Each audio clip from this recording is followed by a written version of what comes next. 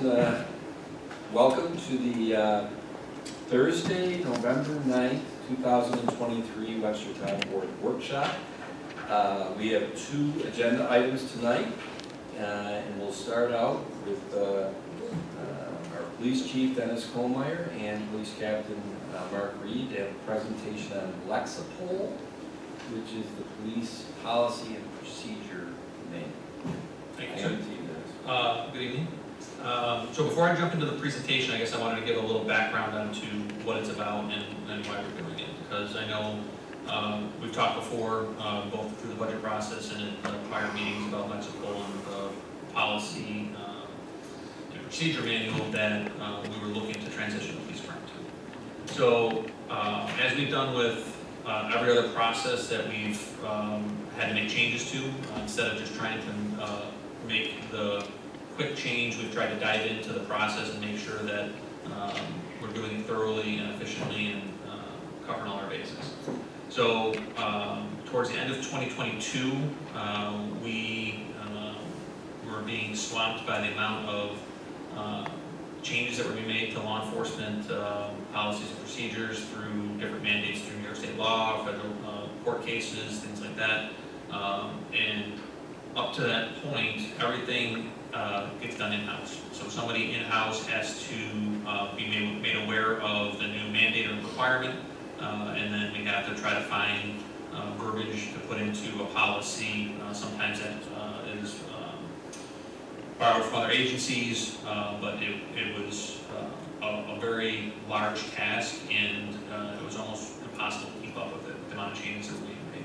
So we tried to look at what some other agencies were doing, and there's a couple of legal services out there that provide manuals that are compliant with New York, not only laws, but accreditation standards.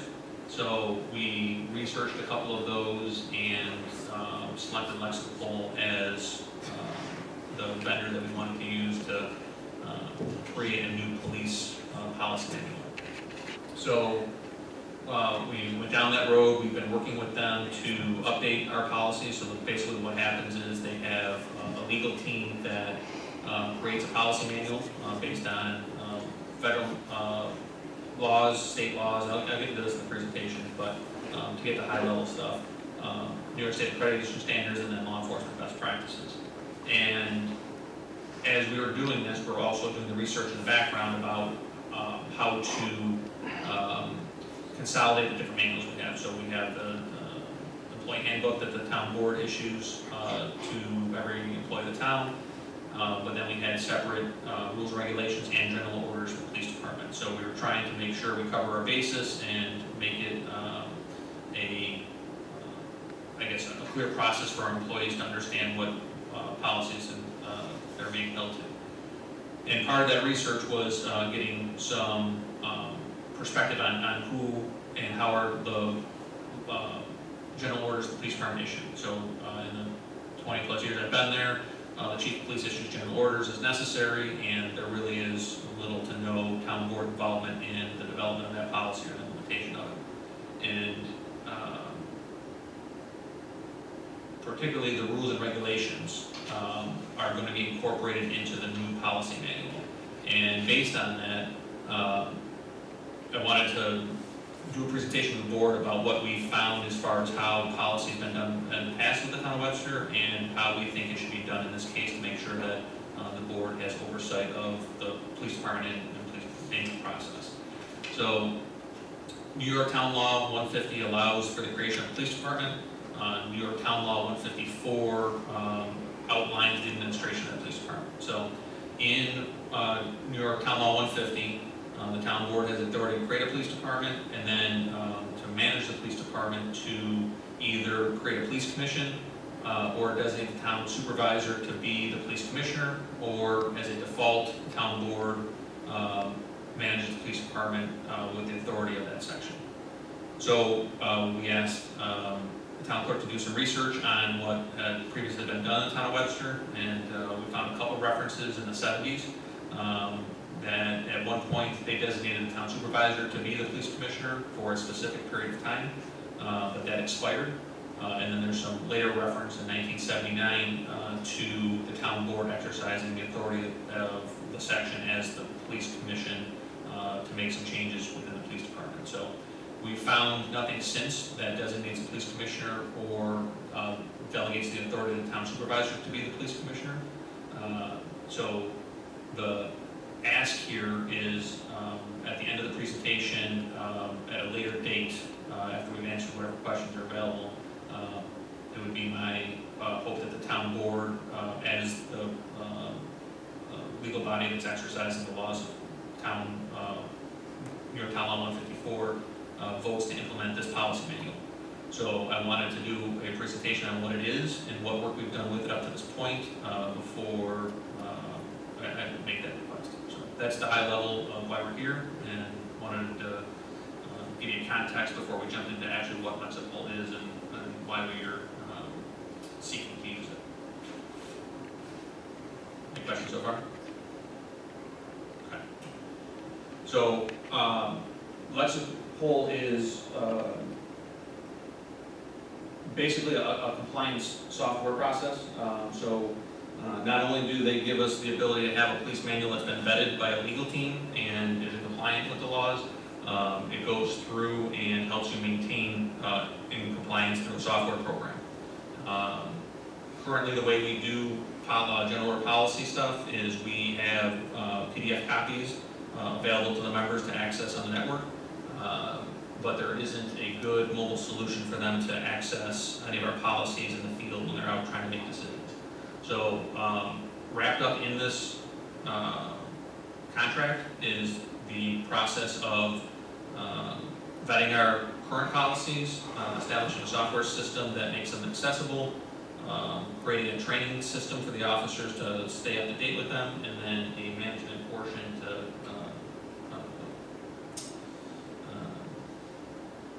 update the policies as the laws change. So the way the policy content works is each policy that you create has tags on it for the different levels of compliance, so that you know where the request is coming from and why it's part of the policy. So it helps us educate the officers and employees as to why we're doing things. So you have your federal, state, best practice, and discretionary. So really you can't make any changes to federal and state. Best practices are ones that they take the law enforcement community as a whole and provide recommended policy, and then we go through and tailor those recommendations to our operation and our needs as a town.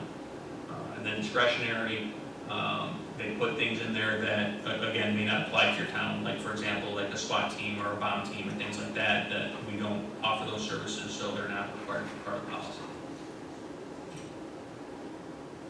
So one of the other complicating things with our current system that we were using with the general order process is that all of our operational stuff was kind of wrapped into one manual, and so it was very hard to track what employees are required to do in specific instances. So this content gets broken up into 3 different areas, and it's good to have a policy section that is very specific and direct to make sure the employee knows what they can and can't do. But then it allows us to get down more into the weeds in the procedure section. So the policy section kind of outlines the high level, this is what you're authorized. The procedure section is how we as the administration want it to be done here in the town of Webster. And again, the training component is one of the things that's really required of police departments when it comes to being defensible in lawsuits and civil action. It's not only having a policy, it's making sure that the employees were trained to that standard, and then the supervisors held it to them. And then if there are instances that show that the officers or employees didn't perform to that standard, that we're actually taking appropriate action to remediate that or to discipline to prevent further occurrences of it. For those that are far away from this, it's hard to read. My expectation is that you read read each word, it just kind of highlights the side by side of how they're currently being done, and then how Lexipol does it from a display point of view. So it allows us to see not only where their basis comes for that section, like whether it's a best practice or a state law. It also tags what accreditation standards apply to it. So for those that don't know, Webster Police Department is a New York State accredited police department, and we get reaccredited every 5 years. And part of that process is making sure that our policies stay in accordance with accreditation, but also that our practices do as well. That we show proof that we're actually following the policies, and have to do that every year for the reaccreditation that occurs in a 5-year cycle. So that helps us stay on top of the administration. So the other large benefit to it is the user interface for the employees, so that they can access the policies in a way that's efficient for them. So if they're on a traffic stop and they have to tow a vehicle and they have a question about search procedures in relation to towed vehicles, this software program is on all their mobile devices and MDTs that allows them to reference those to have more accurate decision making. But one of the large things for us is that the system alerts us as the administration to recommended changes.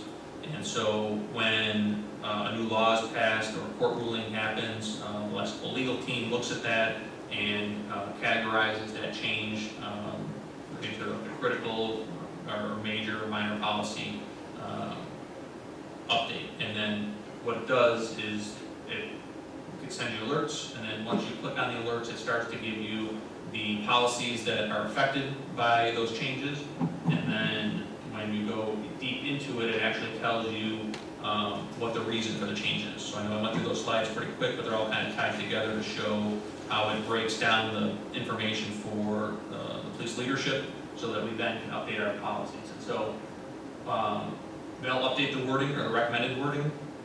We'll go in and look to see if it was any of the wording we changed as part of our tailoring to our operation. If it is, we make those corrections. And then we can immediately disseminate that to all the officers. So it cuts down on the time delay in us being made aware of a problem, trying to develop a policy for it, and then updating our policy so that operationally we're in compliance with whatever the change was. We're rolling kind of quick. Does anybody have any questions as I go, or do you want to wait to the end? Okay. So this kind of just compares some of the differences between our current and Lexipol when it comes to daily training bulletins. Like I was referencing before, when it comes to making sure officers are aware of our policies so that it then can be in compliance with them. Right now, if we want to develop any kind of training or testing in relation to a policy, we have to develop that in-house and then disseminate that. Built into this program is a daily training bulletin that allows the officers to be refreshed on policy, and it comes with a testing component so that we can show that not only are we educating them on it, we're checking their ability to comprehend it. And so if there's a lawsuit that's filed or some sort of civil action that we have to defend, not only can we show that we have a policy, we disseminated the policy, we trained them on the policy, the officer actually showed compliance with the policy, and or knowledge of the policy by passing the test. And then if they don't, then obviously there's some remedial action that needs to be taken in order to bring that officer up to speed. So, I guess,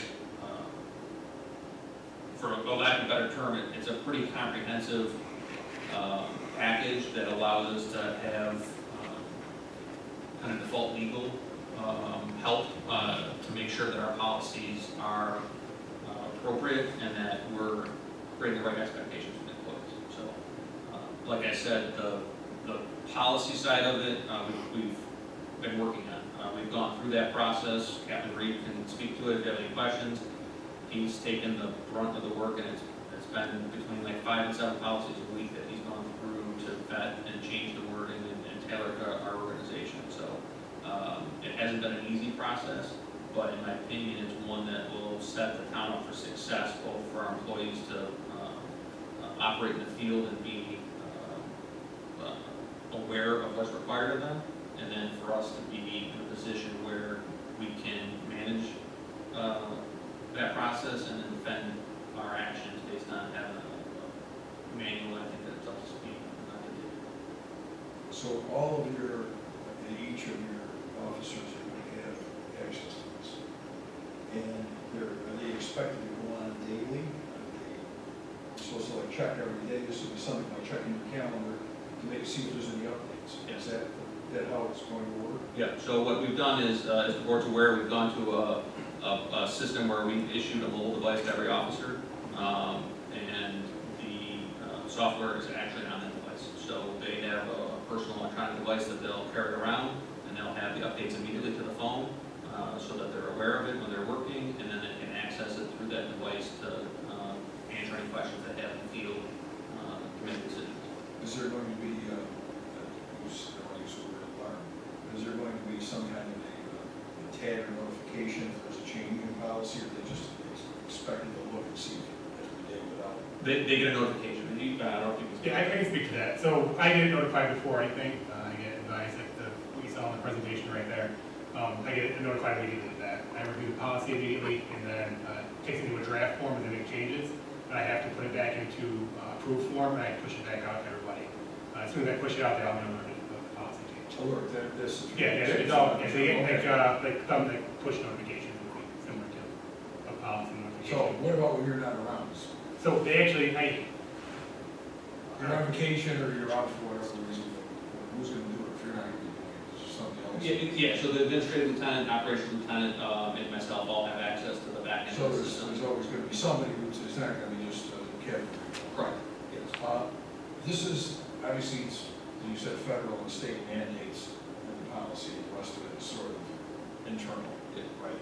So it's more tailored to Webster Police Department. Yeah. So there's everything that's coming through, somebody, who's feeding it to you? I mean, because it's going to be both federal and state. So Somebody's got to really be looking at all changes in the laws. It's a pretty heavy. it's huge. It's a Lexipol legal team, so they have people designated in each state to be the legal authority for them in that state. So New York State is Mike Rinaldi. So he's a former police chief and attorney out of County Police Department, I believe it is, in Albany area. He's their legal lead for New York State. So when there's case law updates or whatever, he is the Lexipol representative that goes through and manages the legal team that changes the policies and creates the recommended wording. And then they push it to us. So it doesn't matter if it's a federal state change or a change in best practice. They review it first, they create the draft document, they send it to the organization, and then we modify it as necessary. Is Lexipol a government or is it a government contract? It's got to be a contract. So they're a for-profit national company that operates in pretty much every state. They have a competition or competitor, Power DMS, the Daigle law firm. That's another renowned police attorney that created a competing package. So Is Lexipol required? no. So again, let me highlight something that I wasn't even aware of when we went to this. PERMA actually recognizes this as a best practice. So PERMA offers a grant for 30% of the annual subscription fee. If you share with them the fact that you implemented, I think it's 7 or 8 specific policies. So we actually get a grant annually now to pay for the 30% of the subscription fee through PERMA. So New York State. Is that going to continue? Yes, that's an annual grant, from my understanding. I And so the other thing I haven't checked to see if through any insurance providers, if there's any discounts applied for having a policy manual that's updated that consistently and through a vetted process.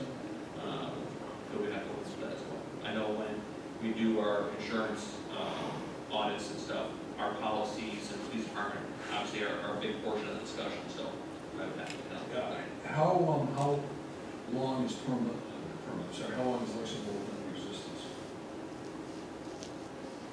I don't know, we've had these conversations before I retired, so, it's at least back like 2015, 16 time frame. So there's a history here, there's some kind of measurements they can look at, standards they can look at as far as how the effectiveness of this. Yes, and so what we did before we signed on to it is, there's 2 other agencies in Monroe County that use it and have been using it, so we sat down, with them and talked about how they use it and whether it was beneficial or not. And when we pull our hair out about changing policy, they were just clicking buttons, updating policy. They were very happy with it. What's the cost annually? It's about $14,000 annually. 14,000? Correct. And then there's a 4,000, well, so 30% of that grant, that we received. We did the contract back in January, and I think we did a board resolution for this contract, because I had signed. You definitely signed it, we paid for it on drug asset seizure money, so we paid the initial, there was 2 components to the initial portion. One is the first year subscription, and the other one was the professional services portion of the contract, where weekly we met with one of their representatives to go through and create policy changes. So it was part of the drug asset seizure for the 2023 costs, and then we put it in the budget for 2024. It's interesting, because if I understood it correctly, we did general orders. It's a little ambiguous as far as how those general orders got done, because we had 2 resolutions we found at the town board level in the 1970s. One being town supervisor was a commissioner for municipal law, state 154. The other one years later was the town board and there's been nothing in the last 44 years since. So I'm really not sure how general orders were handled in the past. But the one thing I do know is that in the last couple of years, the change in law enforcement, discovery rules, what the DA's office is looking for, we have to be above reproach. And that's why I know Patty Cataldi is the liaison to police, and myself in the meetings we've been with. This made a lot of sense, to really put us in a position to be above reproach. So, and if I understand you correctly, Dennis, your ask in the future is for the town board to approve the implementation of this, basically superseding general orders. Correct. Okay. Yeah, so essentially, the dilemma that I see is this. On a routine basis, the chief of police has created general orders for the police department to follow. To me, that does not seem consistent with New York Town Law 154, where the authority comes from the board to do that. We couldn't find any resolution that authorizes the chief of police to create policy for the police department outside of the authority of the board. So that's part of the discussion, I think, for the workshop is when the board, if they decide to adopt this as the police manual for the police department, should there be some wording in there about the maintenance of that program, so that every policy, there's times where every day something might get changed in this policy. I don't think it would be, maybe not necessary to come to the board every single time that a policy wording gets updated. So No. I guess the maintenance of it is the other component to it. So approving it and then having some sort of wording that comes from the authority of the board to maintain the policy. Well, and I don't want, Bill and Jenny, if you have questions or comments, I'll let you certainly jump in. So the 30% discount annual grant from Alma, is that already included the 14,000, or is that? No, that was before the grant. So the annual subscription fee that we'll pay, like the net price of us will be about $10,000. And that annually? That'll be annual, yes. And they're not gonna change or, go up or anytime they have? Well, I would assume at some point there'll be a price increase. We're in a contract right now, so that that's a contractual price, but I'm sure at some point there'll be some sort of increase to that cost. But then this would be compliance with the state and the federal, like you said. So you do it just, instead of going through it manually, like with the hard copies, This way you would have, the software to do the work, right? To have all the access for you, make the time more efficient. Yes, ma'am. Chief, do you have an idea of when you want to have a resolution on the town board agenda for us to implement this? From my perspective, in the next couple of weeks, if that's possible. Okay, well then the reason why that's important to know is obviously Councilman Abbott is retiring. His last board meeting is December 21st. It would be advantageous to do that by then, because if we don't, then I certainly want to make sure that the new town board member is brought up to speed on this. Patty totally understands it because she's the liaison. I would make sure Councilman Cahill, who couldn't make it tonight, watches this video and sees the comments and questions, and then enters any other ones that you may have. Yeah, and so from my perspective, we're ready for implementation with the exception of, I think there's about 10 policies that we're going to ask the union to review for their perspective on it, just to make sure that there's no grievance issues that come along with that, and then we'll be ready to roll them out. So in total, I believe there's 170 or so, 160 policies. We're down to about 10 that are going to have some discussion on. So once the board's ready, if there's any more questions, then I'll be ready for implementation. Anything else, Kat? Thanks, Kat and Chief, appreciate it.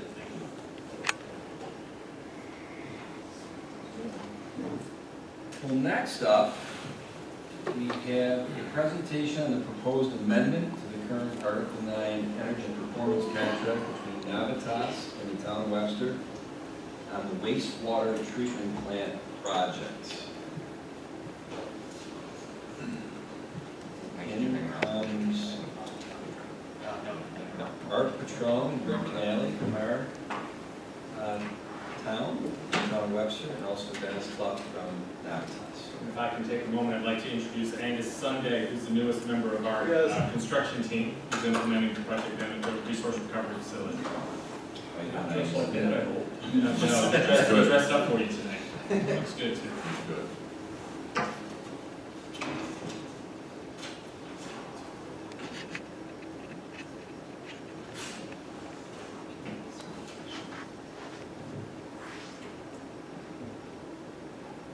Okay, we're back again.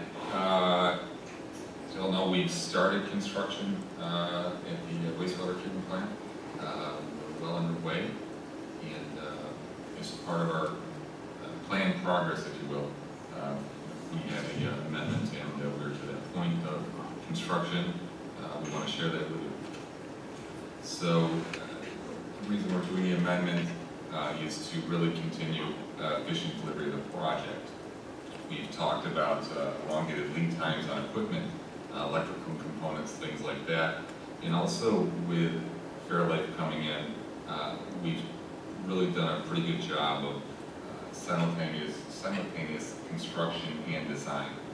And that is just ongoing, and will be ongoing through the spring. Correct. So this amendment will keep us on target and really on schedule. So just a little look back on the project, little project timeline. We started project design in March 2022 through April of 23.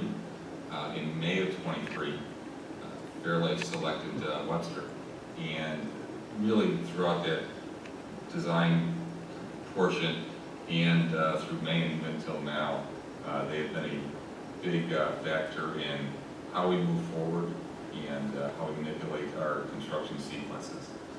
June 2023, we broke ground, and we also, again, continued to work on the Fairlife impact and how that's going to impact Rick and his team, and how we work at the plant. September 2023, we confirmed those impacts of Fairlife. Here we are in November with the amendment. And the second amendment is scheduled to be in front of you in spring of 2024. And I will turn it over to So what I wanted to do is take a couple minutes and give you a sense of where the work is with regards to the contract that we have now and then the amendment. So what I want to do is give you a sense of the work that at that point will be under contract, and then what remains that would then come in the amendment for the springtime. So some of the work here, the work that is in the red boxes is the work that is under contract. So just sort of walking through it from the headworks and the service building, so all of the work that, all of the improvements in those two facilities will be included in the contract at that point, along with also with the primary clarifiers. You'll see in the upper left, the relocation of the village sewer line is a requirement because of the Fairlife work. I'll show you later, we're going to be building a fourth aeration basin to that location, and we need to move that village line so there's a place to put that fourth tank. So that work is in here as well. Art and Rick, anything you want to add with regards to this piece of the work? So just as sort of a frame of reference, that village effluent line, for easiest terms, it runs underneath that north-south road there. And that's why it needs to be relocated. The fourth aeration basin will exactly match what we have, just be to the east of three that are there. So moving over to some of the other parts of the plant, the expansion and upgrades to the administration building will all be under contract at that point. And then up there in the solids handling building, there's all of the facility improvements are in there, and we are starting some of the work on the process side, the demolition of the existing equipment, the work on the secondary digester tank. The work in that building was pretty substantially affected by Fairlife, so that work is in the design stage at this point. And then on the back side of that plant is where the new gravity thickener will be located. And then I also have there's also some site-wide work that's underway. Under contract already is the purchase of all the major equipment for processes, long lead time items. We're in the process of procuring those. In addition, the fiber optic network loop at the site, lighting, and then electricity and natural gas needs to be, the service to be upgraded because of the new loads and facilities at the plant. Art and Rick, anything to add here? I mean, we can just touch on, with major process equipment. We've already ordered bar screens, the Beast receiving station. They're all measuring last week and this week for all the primary components. There's just numerous pieces and parts. By the end of the year, we will have ordered the dryer, the new anaerobic digester tank, the dewatering equipment. Nearly every piece of the major equipment will be purchased by year end, I think with the exception of the aeration blowers, which are still being designed and sized at this time. And then up at the front of the plant, this is where all the new facilities are going. The demolition of the existing trickling filter. The large metal dome is already gone, if you go down to the plant and see it. And then up in that area is where we'll be building the new high-strength waste receiving station, the dry product storage. And at this point, we'll be under contract for the new biosolids and outside waste facility for the building itself and the foundation. So part of trying to keep us efficient is that there's still about 3 months of design work to do on that. That'll happen during the winter time, so that then when winter is done, we can move right into the construction of the building, and that times out nicely for when the major equipment arrives. We'll have a building ready to start to set equipment.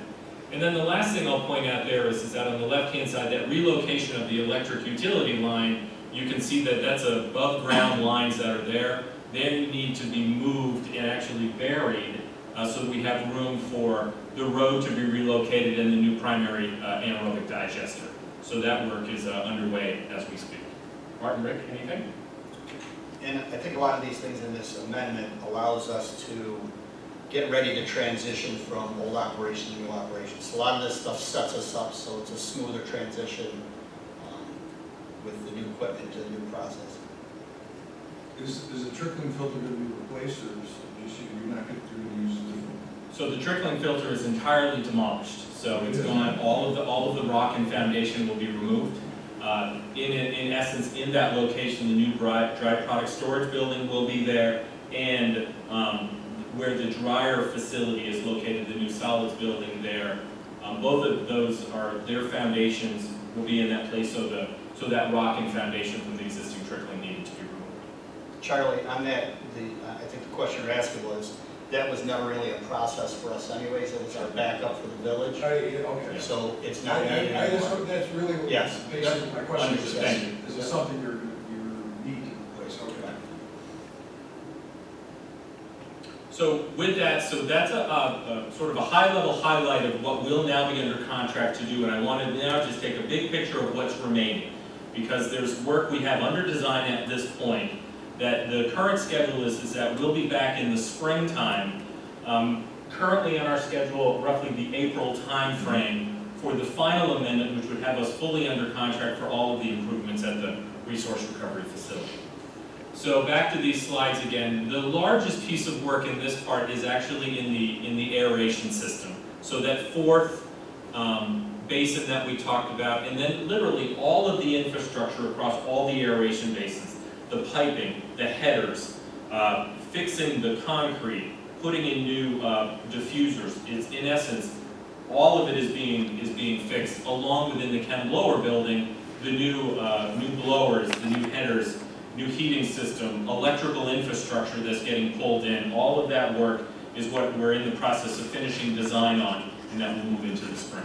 And just one thing on that, Dennis, is there's another reason that this sequence fits into the schedule is because if we were to do the aeration first, we're gonna have those tanks down, clean them out, but yet we haven't done the headworks yet. So all that stuff is still coming through because of the old infrastructure. So we do the headworks first, front line of defense, then the primaries clean those out, so all that stuff stays clean as we move forward.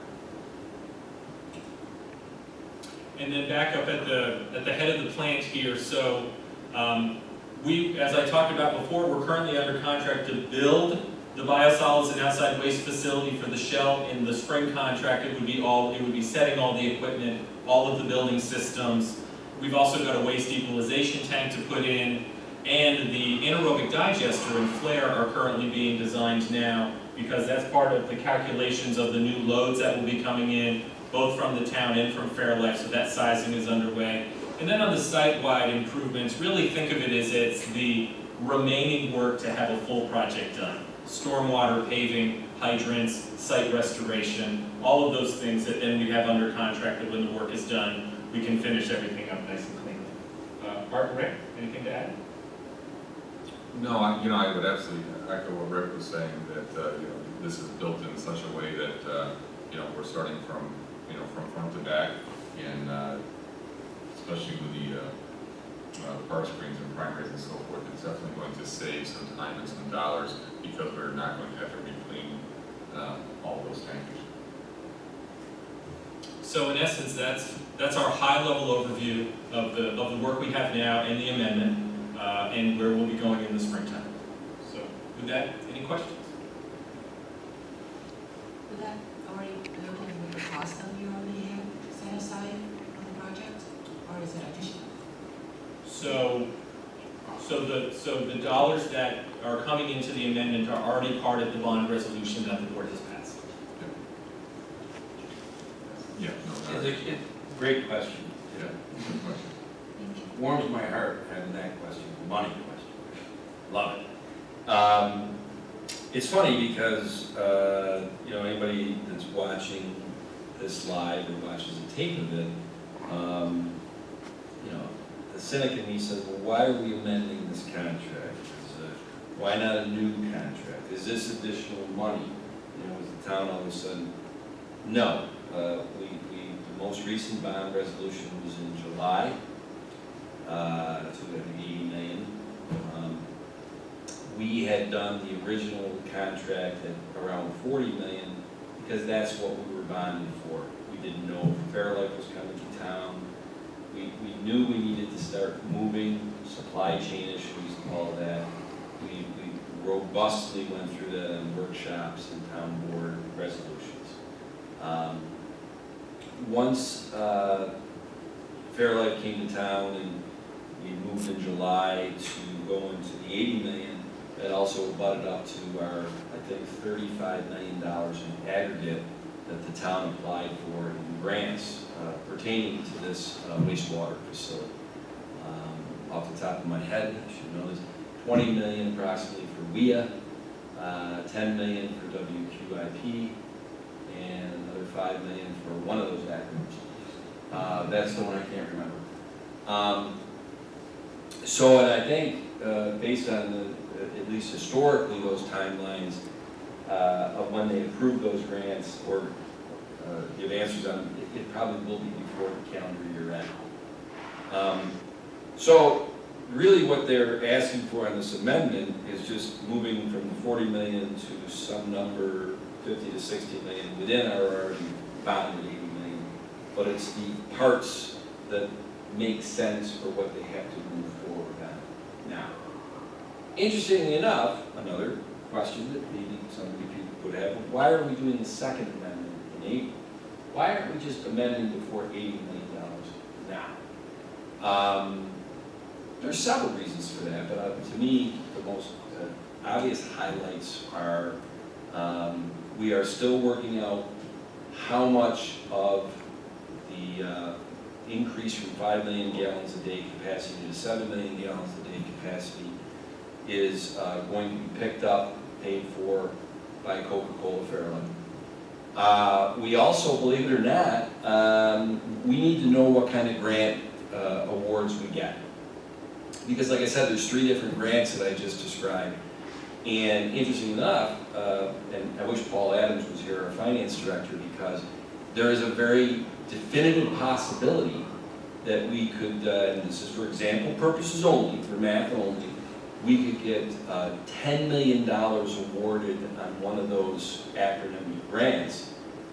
But because the golden rule, they who have the gold make the rules, the state department giving that grant may say you need to do certain work with WMDE, or am I saying that correctly? Too many acronyms, which might add $1 million cost to the project.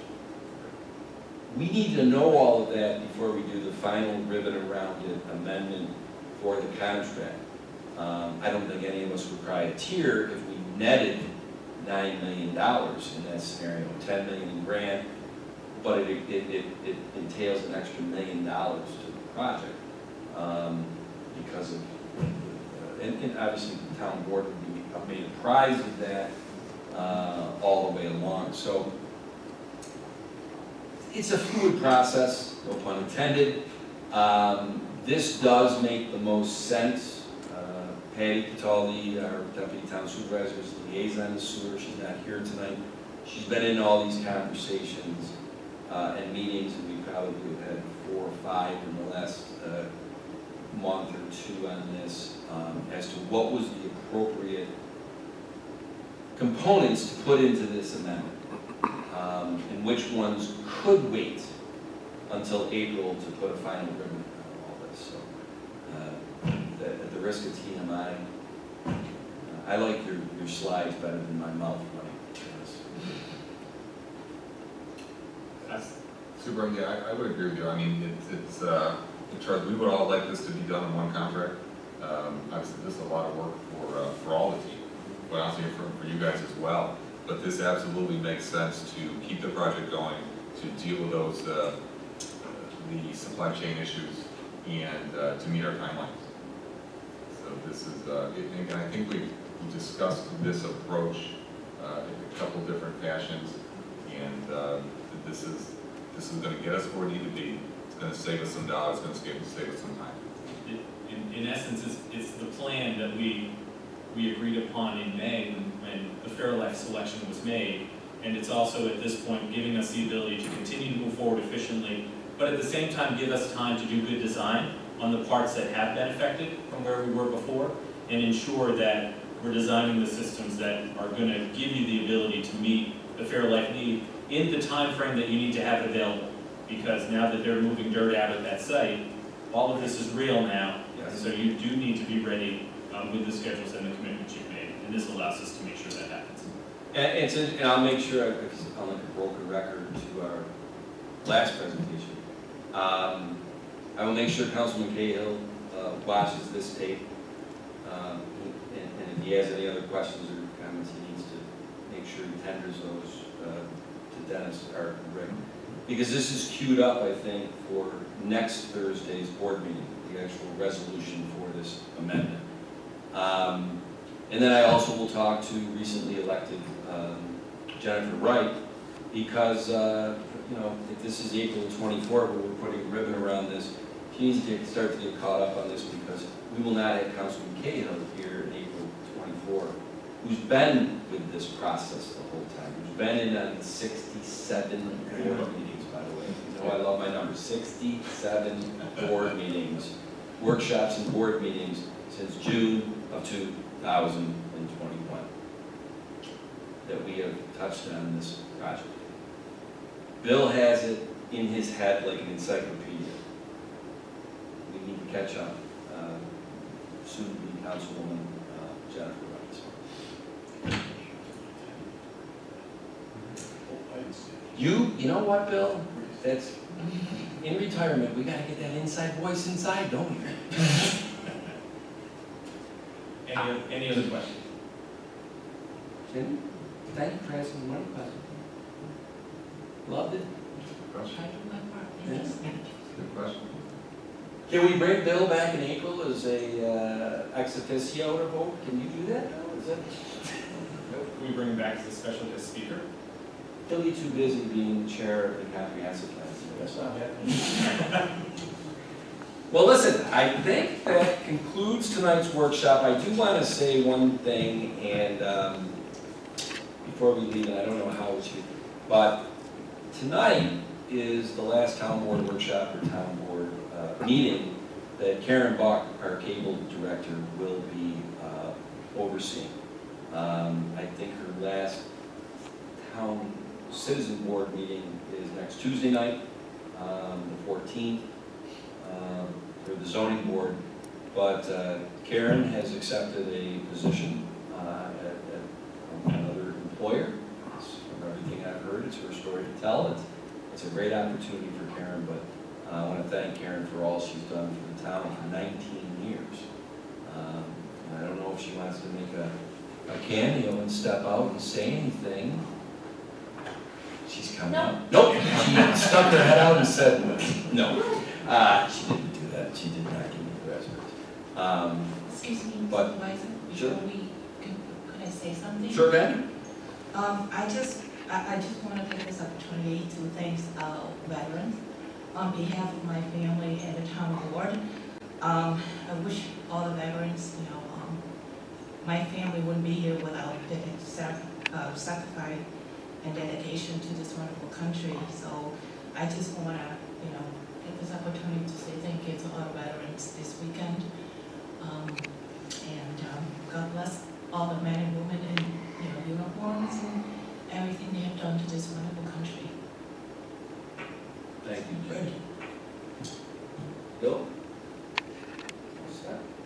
Well, everybody, thank you and have a great evening. That concludes our workshop.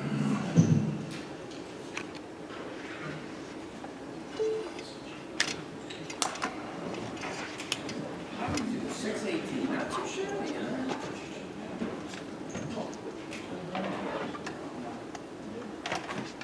Bill, I will tell you this, and my wife and I have this saying, that every time something goes awry, we look in the mirror and say, where could we have done this different? I've been communicating with Jen today, as you've seen, I should have told her, you should be at the workshop. Yeah, she should have figured it out. I know, but I'm gonna, my first meeting with her is Monday. Charlie, that kind of gives me an Yeah. idea of where we're at. Well, let's not jump to conclusions. All right, it's Monday the 13th at 9 a.m. She has the first 1 hour module with me.